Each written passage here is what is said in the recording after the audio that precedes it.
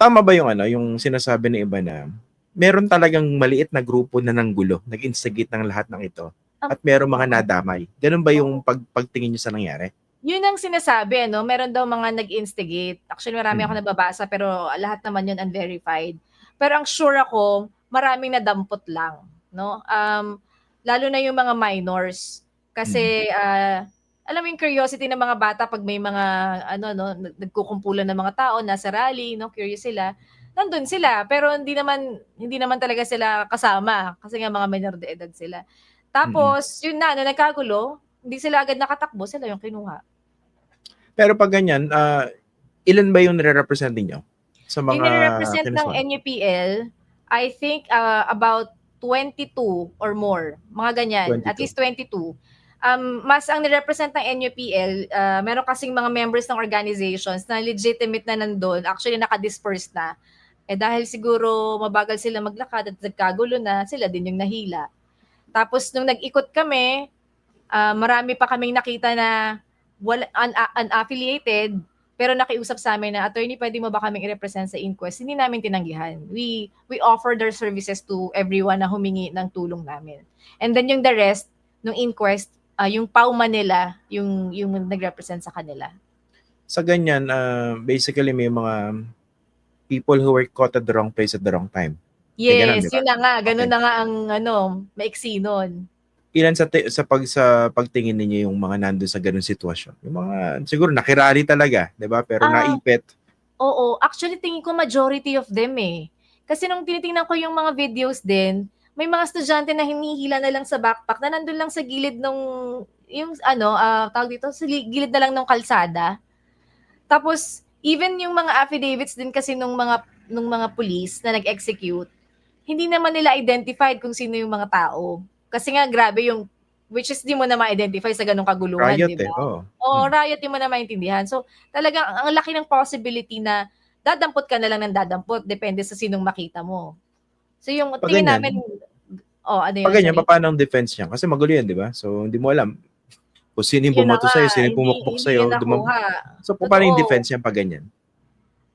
Hindi siya identified 'no, hindi siya matukoy, walang walang probable cause para kasuhan siya. Kasi yun ang metrics, eh, 'pag sa inquest at saka or preliminary investigation, the prosecutor will determine if there is probable cause para kasuhan sila eventually sa korte. So anong medyo mabigat yung probable cause ngayon kasi lalo na yung DOJ requires certainty of conviction, 'di ba? Oo, Medyo mataas tinaasan nila yung yung bar. oo, tinaasan nila yung bar. Eh, yun pa lang di mo nga alam, di mo nga nakita, 'di ba? So, yun ano, tapos and then very visible pa, na copy-paste yung mga affidavit. Dahil nagmamadali sila, yung mga police may hinahabol na period yan eh, pag warrantless arrest, di ba? 36 hours kailangan ma-file nila yan sa prosecutor.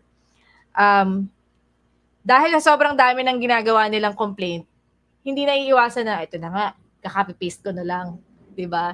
So, ganun, pare-pareho. Pero yung mga elements ng crime na gusto nilang i-attribute sa each of the arrested persons, hindi naman pumapasok dun sa hindi naman pumapasok dun sa elements of the crime. Yung So, walang CCTV, probable cause. yung mga CCTV footage, meron na ba kayo to prove the innocence of your clients at least? Oo. May access Yung na ba mga kayo? CCTV at least meron ng may mga iba kasi nagko-collate din kami ng photos and videos, eh. And luckily yung mga ibang journalist na present doon, nag-share naman sila ng information, photos and videos. Yun nga, ganyan kasi parang ano, eh, ang gulo, hindi mo na alam kung sino namatay. So Hindi mo na para alam. ipo-profile mo na lang, ito nakahubad, mukhang isa to sa mga namatay, damputin mo na, hindi ba? Actually, yung yung qualifier daw nung sabi nung mga bata na pag nakaitim ka daw na shirt, nakaitim din ako nung shirt. Sabi ko, buti pala wala ako dun, no? Kasi nakaitim akong Talaga? t-shirt. Kasi yung ano, yung mga Oo. nanggulo, ganun yung parang ano, yung get Oo, up. naka-black. O, yung get up nila. So, yun ang Mm. sinasabi ng mga bata. Pero actually, Christian, yung medyo harrowing pa dun sa stories ng mga minors when they were arrested. Lahat sila sinaktan. Ah, Sinaktan sila. And then, ang ano yung medyo mga pananakit na ginawa? sinuntok, binatuta sa ulo.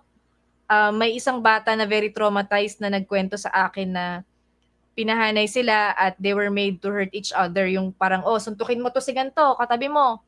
Tapos kahit daw ayaw nilang saktan yung kasama nilang bata, tinatakot daw sila pag di nila sasaktan. So wala daw silang choice, sinusuntok daw nila. Saan nangyari yan? Sa station. Sa police station, ha? Yes, sa police station. Anong police station yung binabanggit? Nila? Yung at least yung nakausap ko, nandun siya sa MPD. Yung main headquarters? Yes. So, So, imagine may nangyayari pananakit yan na doon. nangyari. May pananakit na nangyari. Okay, so, anong plano nyo gawin yan? Diyan sa revelation na yan? Oo. Yung pinaka-importante kasi yung welfare ng mga bata, no? I think they have to, kailangan unahin yung ano yung dapat maitulong sa kanila dun sa mga pinagdaanan muna nila sa kamay ng police, yung police brutality talaga yung nangyari. Dito, Madidistinguish mo yung mga mukha Christian kapag ka minor. Kitang-kita mo na Pagkakita ko pa lang, napakabata ng itsura nito di ba? Parang hindi mo pagkakamala na rioter siya. Tapos iba estudyante talaga.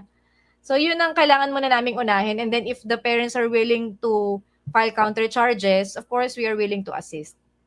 dun sa ibang mga napanood kong footage dun sa mga parents na nag-iintay na. Kasi nakakaawa pag nadidinig yung mga hinaing ng mga Totoo. magulang, no? Totoo. Pero ano bang paliwanag nila? Bakit daw napadpadan yung kanilang mga anak, lalo yung mga minors? Marami din kasi dun sa mga bata ay from urban poor communities. That's Sampaloc area, 'di ba? Pa recto area, 'di ba? Ano nila 'yun lugar nila yung lugar na 'yun. So, naturally, naglaro-laro yung mga bata, andun lang sila, nagwa-wander around lang sila. Maraming ganong cases. So, yung iba naman, may isa akong na-assist na taga-Arellano, yung university na high school, dun sa May Legarda, dun lang siya. Kaya musyoso, pumunta dun sa recto. Maraming ganong cases. Dito sa 216, ilan dito yung below 15 years old? Teka. May listahan ba kayo? Siguro wala akong hawak ngayon, pero baka More or less. at least 10. Yung hawak At namin least ha. 10? Oo. Nasaan na sila ngayon? Ngayon, ang update, ginather ni Mayor Isko Moreno, yung parents and the minors. And then I think nirelease na pa isa-isa doon sa custody ng mga magulang. Yun ang last kong kasi hindi ko na nasusundan yung mga group chat na napakadami. Pero na isa-isa nang nag-release. And even yung mga adults na naglabas din yung prosecutor ng resolution saying na i-release for further investigation yung mga cases kasi walang evidence. Hindi nga ma-pinpoint. Pangalawa, lagpas na dun sa reglementary period for filing cases. Kasi nga 36 hours lang. Na-inquest sila after 3 days na. Lagpas na yon. So dapat that's arbitrary detention na in fact kapag hindi na-release. Ilan yung naging ilan yung lumampas sa reglementary period? Yung mga na-inquest kahapon, hindi ko wala akong numbers ngayon sa kamay ko pero very few na yun yung mga second day na inquest, yung hindi umabot dun sa unang inquest. Pero kahit dun sa nauna, I think meron din for further investigation yung mga hindi naman nga na pinpoint kung sino.